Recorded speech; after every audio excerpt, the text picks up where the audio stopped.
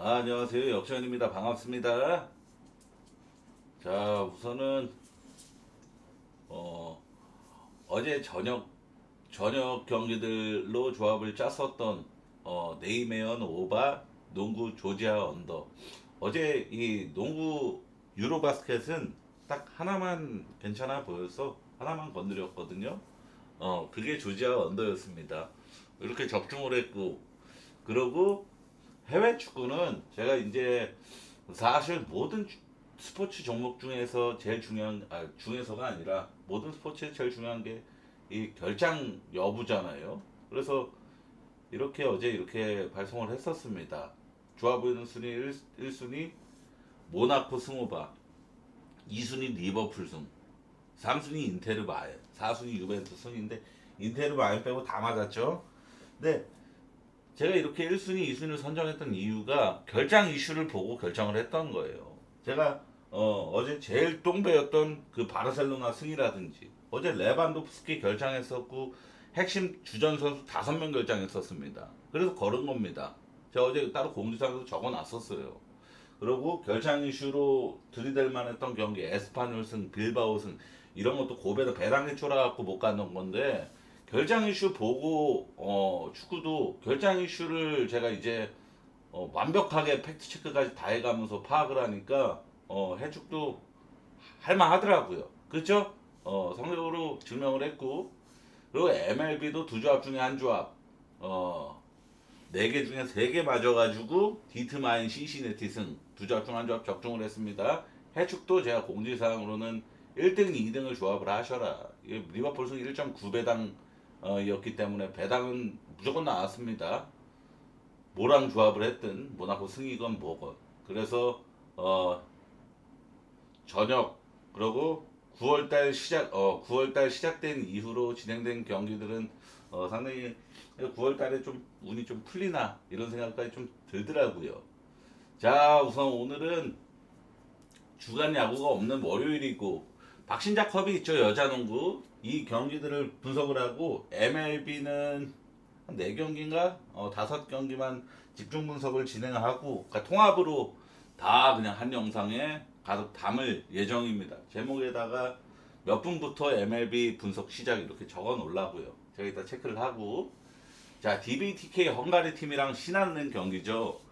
어 제가 볼 때는 신한은행이 직전 경기 보니까 박신자컵 1차전 보니까 이 최은하 감독이 이번 시즌부터 감독 주의봉을 잡았죠. 이 신한은행은 제가 현역 때 굉장히 좋아했던 선수입니다. 신한은행에서 김단비랑 최윤아 이렇게 주전 선수들 그때는 신한은행이 거의 아주 강팀이었으니까 그때는 상당히 좋아했었는데 사실 직전 경기를 보면서 왜냐하면은 신한은행 경기하기 전에 뭐 KB스타즈나 삼성생명이나 이런 팀들의 경기를 보고서 이 신한은행 경기를 또 봤잖아요.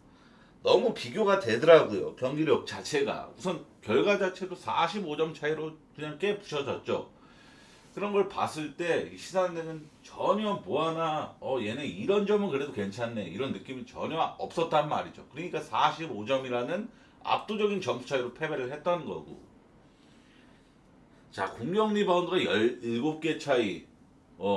공격 리바운드가 10개 차이. 총 리바운드가 17개 차이. 그냥 골 밑에서 농간을 당했고 턴오버가 22개 대 7개로 3배 이상의 차이가 났습니다. 그러니까 뭐 하나 제가 농구에서는 야투율 그리고 리바운드 경쟁, 턴오버 관리 이 세 개가 승패랑 가장 직결되는 지표라는 막 말씀드렸는데 뭐 하나 신한은행은 좋게 기록한 게 없으니까 이런 가비지 대패에 썰린 겁니다. 자, 헝가리 팀은 직전 KB전에 5.5에서 3.5 핸디로 배트맨에서 기준점 조정이 있었고 회 배당 보신 분들은 아시겠지만 일반승이 1.7대였어요. 사실상 거의 약간 정배, 거의 동배당급의 정배 수준의 경기였단 말이죠. 그리고 라스 어플에서도 대부분의 그 의견을 내는 분들, 일반 유저분들이 내는 거를 보면은 헝가리가 우리나라보다 피바 랭킹 더 낮고 수준도 더 낮은 국가다라는 의견을 표출하면서 경쟁력이 우리나라의 KB 역배 개구리다 뭐 이런 글까지 있었습니다. 근데 저는 이때 DBTK 많이 갔었어요. 5.5일 때 가서 0.5 당했었습니다. 5점 차로 이기면서 0.5 당해서 제가 이때 정말 분노했었던 그런 기억이 있는데, 근데 그때 제가 또 경기를 봤었잖아요. DBTK가 사실 15점 차까지 리드를 잡은 경기였죠. 그리고 KB스타즈가 정말 에너지 레벨 넘치는 모습과 정말 막 압박 수비, 풀코트 프레스 갈기면서 스틸 노리고 디플렉션 노리고 이러면서 3점 무지성으로 올라가는 게 정말 잘 들어가는 바람에, 뽀록 3점이 잘 들어가는 바람에 이게 15점 차가 역전까지 당하는 상황까지 나왔었고, 근데 그런 모습을 봤었는데, 그러니까 KB스타즈가 솔직히 잘한 겁니다. KB스타즈가 헝가리 팀 상대로 갑작스럽게 에너지 레벨을 발산하고 이런 모습을 보여준, 굉장히 KB스타즈를 높게 평가를 해야 되는 부분이라서 저는 다음날에 이 하나 원큐랑 경기에서 KB스타즈 마인의 오바를 봤었습니다. 그래서 다 맞았었고 그런 모습을 봤었는데, 신한은행은 그런 게 전혀 없었어요. 그러니까 신한은행은 그냥 조금이라도 작전 타임 이후에 조금이라도 뭐 스코링 런을 발생시킨다든지 이런 게 하나도 없이 시종일관 시작과 동시에 끝까지 무너지기 바빴습니다. 그래서 45점 차란 결과가 나온 거예요. 이게 제가 왜 최윤아 감독을 현역 때 좋아했지만 감독으로서 좀 기대치가 너무 낮다라고 평가한 이유가, 인게임 조정이 전혀 안 나왔잖아요.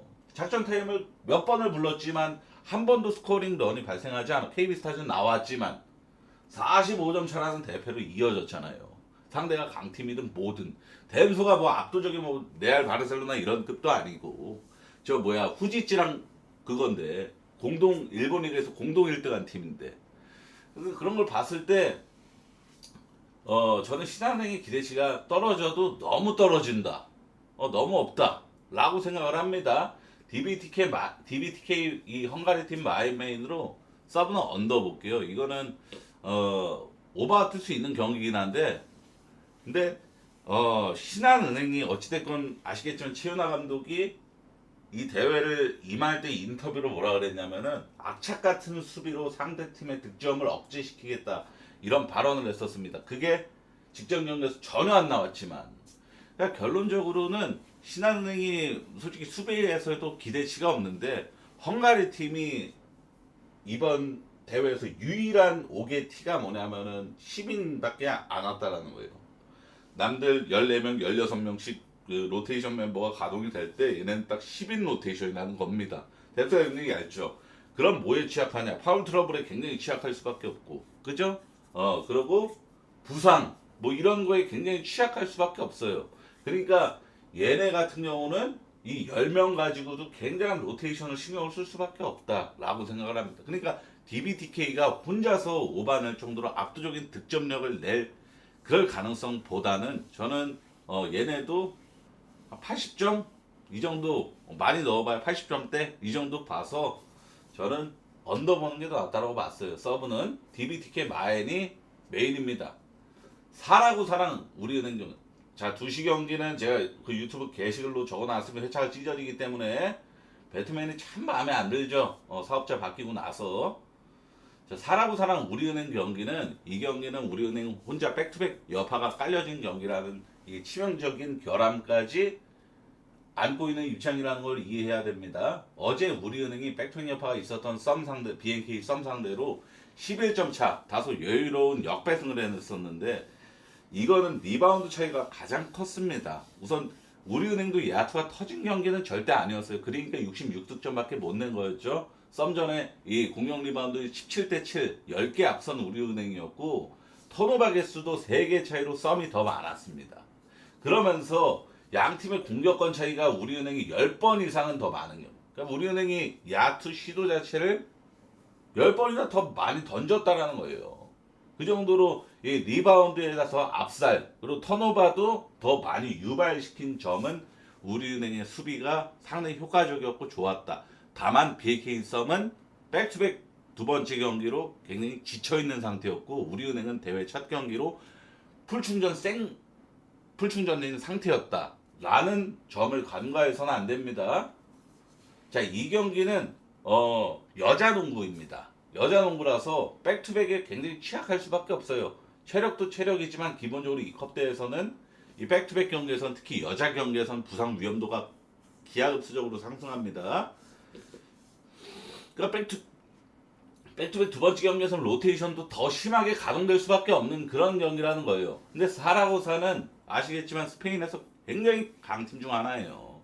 그러니까 사실상 이 사라고사를 누가 이기느냐가 관건인 그런 대회인데 사라고사가 거의 진짜 압도적인 레벨. 그러니까 일본 팀이랑 경기할 때 아주 재밌겠죠. 우리나라랑 얘기할 때는 그냥 말 까고 보는 게 상식적인 거고. 직전 삼성생명 전에 이 연장 접전을 갔지만 리바운드를 사라고사가 22개나 우위를 점한 경기였습니다. 그러니까 신장 자체가 너무 큰 차이가 나니까 이 삼성생명이 사라고사 상대로 골밑에서 그냥 아예 압도를 당할 수밖에 없었어요.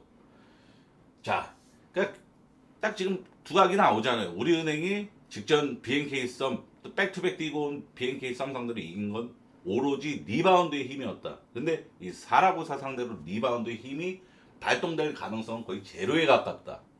이걸 보면은 사라고사가 그냥 일반적으로 대승을 할 가능성이 높다라고 보는 게 상식적입니다. 사라고사 마인 메인으로 서브넘 오바 못 뛰어저는 이 경기는.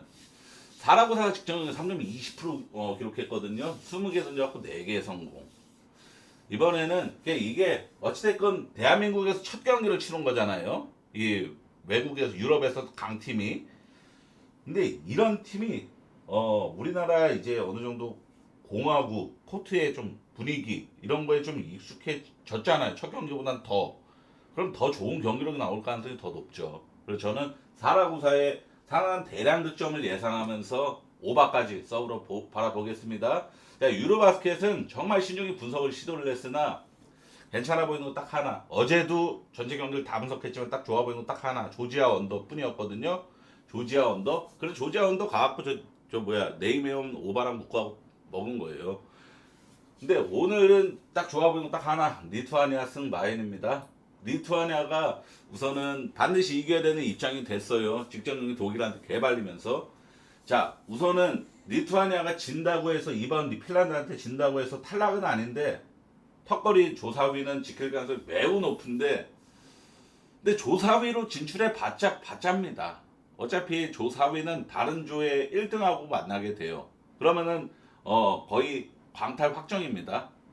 핀란드보다 리투아니아가 기본적으로 베이스가 더 좋아요. 그러니까 주요 선수 말고 당연히 지금 라우리 마카네는 핀란드의 에이스 라우리 마카네는 직전 경기에서 20분 뛰고 40몇 득점을 기록한 미친 활약을 했기 때문에 지금 이 유로바스켓에서 가장 위대한 선수는 라우리 마카넨이에요. 요나스 발렌시나스 돈치치 요키치 이런 애들보다도 가장 빛나는 존재는 라우리 마카넨인데 근데 그런 활약을 2번 연속할 수 있냐 이겁니다. 마카네니가 못하겠죠. 리투아니아는 강팀이고 수비가 좋은 팀이고 리바운드가 제일 좋은 팀 중 하나입니다. 그래서 저는 마카네니 이런 말은 또 못한다. 리투아니아 상대로는 못한다. 이렇게 보는 것도 있고 그러고 기본적으로 양 팀의 전력 자체가 우선 DNA 자체가 리투아니아가 더 높습니다. 자, 핀란드 북유럽에서는 1등 강호지만 북유럽 말고 전체 유럽으로 봤을 때는 핀란드는 사실 강팀이라고 분류하기도 좀 애매한 팀이에요. 마카는 원맨 팀입니다. 근데 지금 슬로베니아가 고스란히 보여주지만 원맨 팀이 강팀 만났을 때 어떤 결과가 나오죠? 그냥 개발리는 결과가 나옵니다. 근데 핀란드도 원맨 팀이에요. 라우리 마카는. 근데 리투아니아 요나스 발렌시나스 원맨 팀이 아닙니다. 절대로. 그래서 저는 기본적으로 양팀 상대 전적만 보더라도 2019년 이후로 상대 전적 5승 1패 리투아니아가 핀란드 상대로 매우 강했던 면모도 보유하고 있습니다. 그리고 핀란드가 유로바스켓에서 지금 3전 3승 전승을 거두고 있지만 상대가 몬테네그로, 스웨덴, 영국 다 지금 밑순위에서 지들끼리 지금 경쟁하고 있는 그런 약팀들만 상대를 해온 결과물이지 리투아니아는 지금 독일 이런 강팀들 위주로 상대를 해왔던 결과물이고 저는 리투아니아가 핀란드 상대로 일반승 1.6대 핸디캡 3.5 정도 이런 받을 수준이 아닌데 라는 생각이 들었던 경기란 말이죠. 리투아니아 승마에는 괜찮게 본 경기고 나머지는 분석을 하다가 이건 진짜 어렵다. 이건 진짜 막 정말 자신 있게 갈 만한 경기들은 아닌데 이런 느낌을 받은 경기들은 스웨덴 언더. 왜냐면은 사실상 이번 경기가 얘네한테는 단두대 매치예요. 누가 상위 라운드 진출하냐. 어차피 얘네가 우승 노리고 대회 출전했겠습니까? 상위 라운드 진출하는 거에 의의를 두고 출전한 팀들이에요. 스웨덴 하고 몬테네그로. 근데 몬테네그로가 우선 정배를 해외 배당 기준으로 약간 정배를 받았잖아요. 근데 지표 자체는 몬테네그로가 정배 받을 자격은 1도 없는데 그래도 이거는 몬테네그로가 절대 지면 안 되는 입장이고 스웨덴도 절대 지면 안 되는 입장입니다. 그러니까 결국에는 동기부여가 엄청나게 큰 경기라는 거예요. 결국에 이 경기는 조 4위를 누가 하느냐 누가 차지하느냐 이 매치나 마찬가지란 말이죠. 동기부여가 얼마나 끈적하는 경기. 그래서 저는 동기부여 끈적해 플레이오프 모드 언더 보자 그냥 이렇게 결론 내린 겁니다. 딱 깊게 생각 안 하고 튀르키예는 이번 경기를 끝나고 튀르키예가 정말 잘해요. 그죠? 독일 다음으로 지금 득점력 잘 나오는 팀이고 독일이 지금 앞에 3경기에서 다 100득점 넘게 기록하고 있지만 튀르키예는 그보단 좀 딸린 3경기 모두 90득점 이상을 다 기록하고 있습니다. 물론 튀르키예는 이 에스토니아전에 전혀 힘을 쓸 이유가 없어요. 사실상 진출 확정이고 다음 경기가 세르비아전이기 때문에 이 세르비아 전에 총력을 다해야죠. 그러니까 지금 이 에스토니아 전에 빡빡한 경기를 막 수비 에너지 끈적하고 이런 경기를 할 이유가 없습니다. 그냥 이기기만 하면 돼요, 사실. 근데 제가 제일 중요하게 생각한 거는 튀르키예가 이번 경기 끝나고 세르비아 전에 뭐 백투백이거나 아니면 하루 휴식 후 경기면은 생각이 좀 다를 수도 있겠는데 이틀 휴식 후 경기라는 점. 이게 저는 좀 필이 왔습니다. 이틀 휴식 후 경기이기 때문에 터키가 그렇게까지 막 로테이션을 심하게 가동하고 그렇게까지 막 느슨한 경기를 하지는 않을 것이다 라는 생각이 좀 우선 자리했고 그래서 저는 튀르키예가 마인을 찍을 가능성이 좀 더 높겠다 에스토니아 상대로. 에스토니아가 뭐 직전 경기 체코 상대로 14점 차 이기고 이랬던 건 정말 높게 살만한데 그래도 에스토니아라는 나라 자체가 농구에서 전혀 기대치가 없는 국가인 걸 감안하고 튀르키예가 기본적으로 식스맨들까지도 마진 계속 벌어오고 대승도 잘해주고 득점은 너무나도 좋고 야투 안정감 자체가 너무나도 훌륭하고 이런 걸 봤을 땐 튀르키예 마엔이 우선 기준점 자체가 19.5, 18.5면은 충분히 이건 너무 선 넘는 기준점도 아닌데 이런 느낌을 좀 받은 경기란 말. 튀르키예 마엔 메인으로 서브는 오바 쪽. 이것도 딱히 권장드리는 경기는 아니고요 사실. 독일 경기는 소액으로 마엔의 오바. 어찌됐건 딱 이 두 가지 슈레더가 직전 리투아니아전에 인종차별 관중한테 관중이 슈레더한테 원숭이라고 불러갖고 슈레더가 진짜 빡쳐가지고 항의를 해가지고 그 관중이 퇴장당하는 그런 일까지 벌어졌는데 이 슈레더가 어찌됐건 빡친 모드 그러고 독일 역시도 튀르키예 마냥 이번 경기 끝나고 이틀 휴식을 한단 말이죠. 동기부여는 사실 없어요 독일도. 근데 아시다시피 이거는 좀 조심스러운 얘기인데 독일하고 영국하고는 국가적인 사이 자체가 굉장히 안 좋잖아요. 아시죠? 축구는 독일하고 영국 붙으면은 거의 전쟁 나는 분위기 됩니다. 그 정도로 역사적으로 굉장히 좀 앙금이 남아있는 관계이기 때문에 독일이 영국 상대로는 자비를 안 베풀지 않을까. 이런 마인드로 소액으로 다시 한번 강조한 소액으로 독일 마이너의 오바. 라트비아가 생각보다 너무 못해요. 홈 버프도 전혀 못 받고 야투가 터지질 않습니다. 기본적으로 원래 라트비아라는 팀은 이 유럽 리그에서 뛰는 부가적인 NBA 리거 말고 핵심 멤버 말고 나머지 애들이 3점을 잘 넣어서 위협적인 팀인데 그게 전혀 안 나옵니다.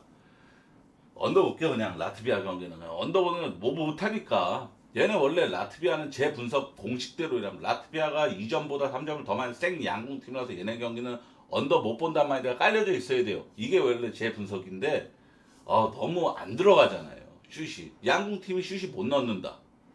그죠? 자 MLB 분석 시작합니다. 19분 30초부터. 자 마이애미랑 워싱턴 경기인데 맥스 원이랑 앤드류 알바레즈 둘 다 처음 보는 선발들 등판합니다. 둘 다 MLB 데뷔전이에요. 자 마이애미 선발 맥스 윈이라는 애는 19년도에 전체 498순위 주목받았던 유망주도 아니었고 어찌됐건 지명이 돼가지고 여태까지 빛도 못 보다가 볼티모어에서 방출까지 당했었던, 그것도 1군에서 방출이 아니라 2부 리그, 3부 리그 이런 데서 방출을 당했던 전례가 있습니다. 방출 당한 후 1년 뒤에 마이애미한테 러브콜을 받았고, 이 마이애미 사나 하브리그에서 엄청난 스텝업을 이뤄내면서 이번에 이 콜업하게 돼서 데뷔전을 갖게 된 그런 케이스인데, 우선 트리플 A에서 44이닝 던져갖고 방어 2.25, WHIP 1.20, 상당히 좋은 성적을 기록하는데 성공을 했죠. 6가지 구종을 던진다라고 그러고, 근데 볼넷이 매우 많은 흔들리는 제구력, 이게 좀 많이 단점으로 평가를 받습니다.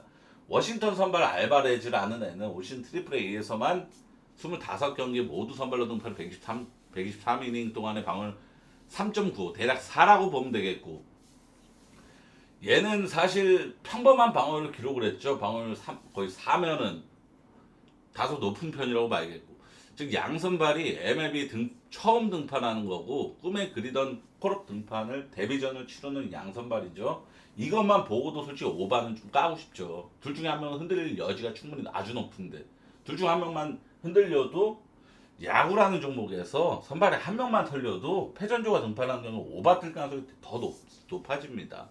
마르는 경기 아니면은 재수없게. 그러면은 어지간하면 이 경기 그래서 오바는 우선 초점 놓고 보는 게 맞고, 양 선발이 모두 데뷔전을 치르는 따라지들이다. 이것만으로도 오바는 볼만하고, 그러고 지금 마이애미의 지금 이 상승세라고 봐야겠죠. 뉴욕 매츠와의 4연전에서 3승 1패 위닝을 따낸 대이변을 만들어냈는데, 지금 매치가 좀 최근 7일 기준으로 OPS, 아니, 오펜스 수치라고 있거든요. 오펜스 수치 압도적인 1등입니다. 근데 이 매치라는 불바다 팀을 타선으로 찍어 누르면서 위닝을 따는 게 마이애미잖아요.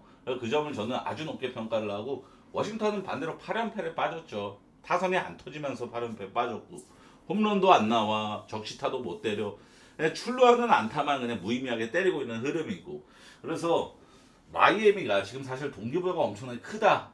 정말 막 이렇게 얘기하기 좀 그래요. 왜냐면 와일드카드 이 경쟁권까지 8승 차이가 나니까 사실 아주 머나먼 길인데, 마이애미가 이 8승 차이가 나는 상대가 뉴욕 매치였습니다. 따라잡아야 될 대상이 뉴욕 매치였는데, 얘네 상대로 4연전 3승 1패라는 위닝 시리즈를 달성을 해서 격차를 좁혔잖아요. 그래서 마이애미가, 그리고 워싱턴 상대로 상대전에서 또 5연승 중이고 상성도 좋고, 마이애미 승메인으로 서브는 오바. 이건 서브보다는 둘 다 오바도 충분히 기준점 막 터무니없이 받는 거 아니면 8.5 받을 가능성이 높잖아요. 마이애미 홈구장이면은 수치나 구장이라서 어지간 8.5 받을 겁니다. 보스턴하고 클리블랜드 경기, 베요하고 매시기가 등판하는데, 자, 베요는 3경기 연속 퀄리티 스타트 달성, 2실점 이하로 퀄리티 스타트 달성.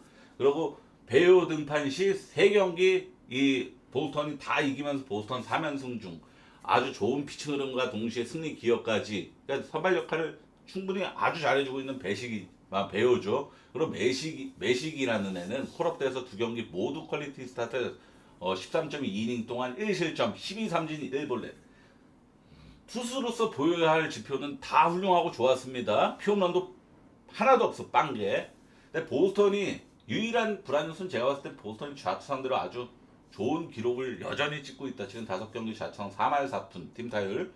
그래서 매시기 상대로 비기닝을 초장부터 만들 수 있을 수도 있다라는 우려심이 있긴 한데, 자, 근데 지금 흐름을 보세요. 양 팀의 흐름. 보스턴은 지금 8경기 연속 5득점 이하만을 생산해내고 있습니다.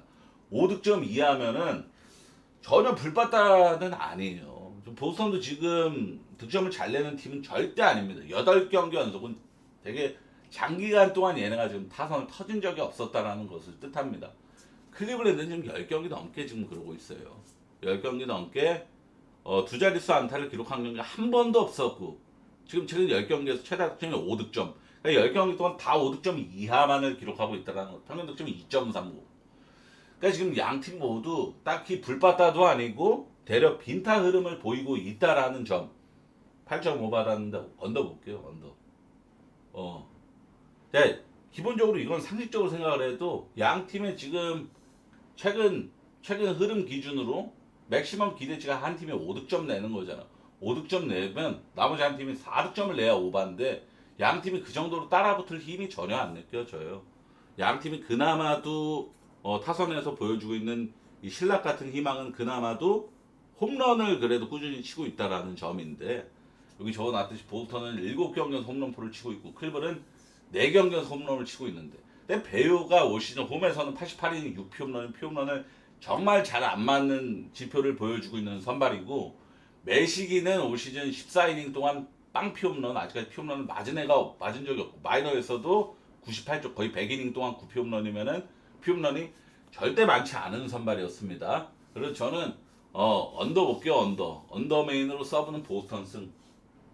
시컵하고 애틀란타 경기는 이 경기는 다른 거 없습니다. 그냥 니글리필드 역풍이라서 압도적인 역풍이에요. 또 저희 이따 유료 사이트 보여드리겠지만 압도적인 역풍입니다. 콜린 레아랑 스트라이더. 정말 오래간만에 만나는 니글리필드 역풍 경기입니다.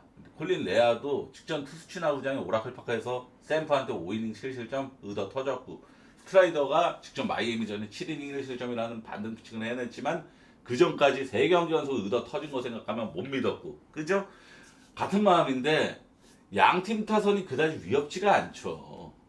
애틀란타가 지금 필라와의 4연전에서 4득 1득 2득 3득 득점력 전혀 형편 없었고, C컵도 쿠어스필드 경기는 배제하고 샘프 오라클파크 원정간 시리즈에서 3경기 연속 2득 3득 3득 이런 거 봤을 때, 그러니까 리글리필드 역풍 환경에서 얘네가 득점을 얼마나 낼 것인가라는 생각을 좀 해봤을 때 많아봐야 이 정도 수준이겠죠. 이 정도.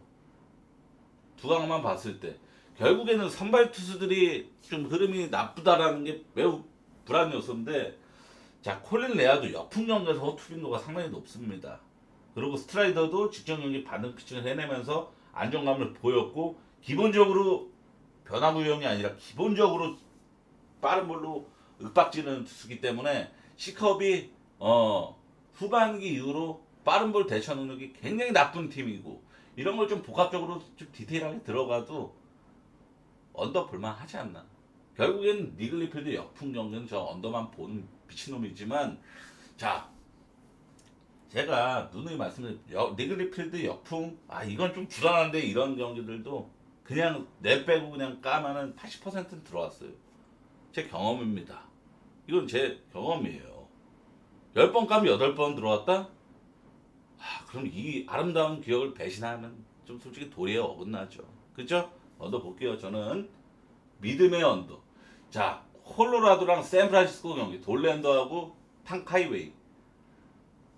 돌랜더도 홈방어율 9.88, 쿠어스필드를 홈으로 쓰기 때문에 쿠어스필드에서 9.88이라는 거예요. 원정 방어율 3점대예요. 3배 차이입니다. 쿠어스에서 전혀 적응 못하는 콜로라도 선발이 쿠어스에서 또 등판한다. 야, 올 시즌 쿠어스에서 41이닝 61피안타 10피홈런, 거의 쉴 새 없이 두들겨 맞은 수준. 41이닝 동안 61피안타. 지금 샌프란시스코가 사실상 불바다 흐름인데 최근 7일 오펜스 리그 4등입니다. 샌프란시스코 치고는 정말 경이로운 수치예요. 이거 정말로 돌랜더가 호투할 각은 딱히 안 보이고요. 대만 투수는 진짜 위기가 능력이 거의 없는 수준 같아 보였고, 기본적으로 타구 질이 대부분 다 좋습니다. 컨택이 이루어지는 공들이 텍사스 안타 이런 것보다 다 훌륭한 깔끔한 안타 이런 게 대부분이에요. 이 친구도 원정 방어율 9.45로 결론적으로 양선발이, 얘는 쿠어스에서 9레벨, 탕카이웨이는 원정에서 9레벨, 9레벨 등판하는 경기라고 생각하면 돼요. 제가 올 시즌에 쿠어스 경기라고 오바가는 거의 보신 분 거의 없으실 겁니다. 샘프 승오바 볼게요. 저는 샘프가 아주 불바다 흐름이라고 봐요. 지금 자, 오라클파크 홈구장으로 쓰고 있는 팀이 어찌됐건 최근 7일 오펜스 수치 4등 찍고 있다? 이거는 사실 되게 고평가할 만한 부분이고, 타선이 굉장히 불바다 흐름, 좋은 흐름을 타고 있다라고 봐야겠고, 최근에 4득점 1득점 내면서 타선 잠잤던 경기들 트레버 로저스, 그리고 이마나가 쇼타 리그 대표하는 특급 좌투수들 상대로 잠잤던 겁니다. 저 돌랜더는 우투수고 좌투수 상대로 굉장히 못했고, 그리고 이마나가 쇼타는 상위 선발급이고 트레버 로저스는 사이영상급이고, 이런 거 봤을 때 납득이 간단 말이야. 샌프란시스코가 그래 이 경기에서 1득점밖에 못 낸 거 충분히 납득 가능. 돌랜더 우투 상대로 잠잔다? 납득 불가능이잖아요. 샘프 승호바 저는 샘프가 이번엔 타선 터질 것 같습니다.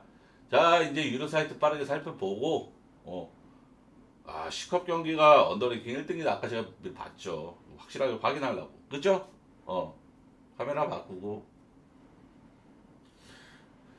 자, 물불은 제가 최근에 사실, 배트맨 욕을 솔직히 좀 해도 될까요?